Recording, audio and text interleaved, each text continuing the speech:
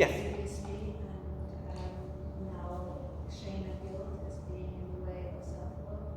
Can you talk a little bit about those? So, the emotions we described as anger, sadness, and anxiety are true emotions. They are real emotions that guide you through your experience of life. Shame and guilt are response emotions. They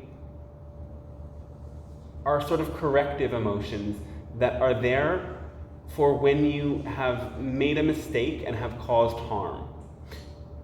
These are the only moments in which you should feel these emotions.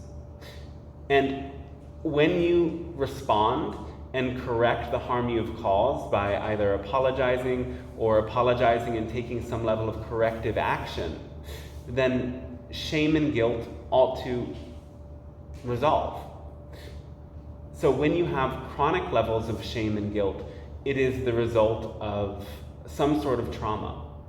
And this trauma often has to do with having your authentic self suppressed when you were young.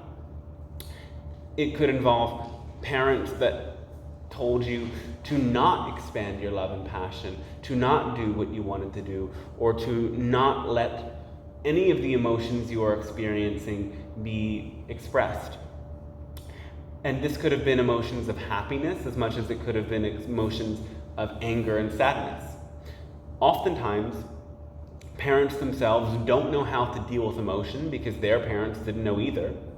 And so they will tell you to just stop feeling what you're feeling.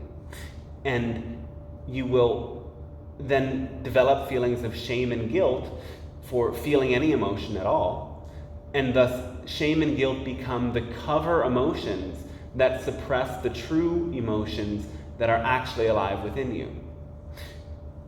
And again, this can happen with happiness and joy as well, because happiness and joy is emotion of freedom. It is emotion that creates a sort of uncontrollable expansion. And the mind based in fear that wants to control everything is very much afraid of happiness and joy. So there can even be shame and guilt around joy and silliness. And so when you feel shame and guilt without doing anything, you have to recognize that those emotions are not real at all. They are inauthentic, they are inorganic, they are suppressing what you're actually feeling.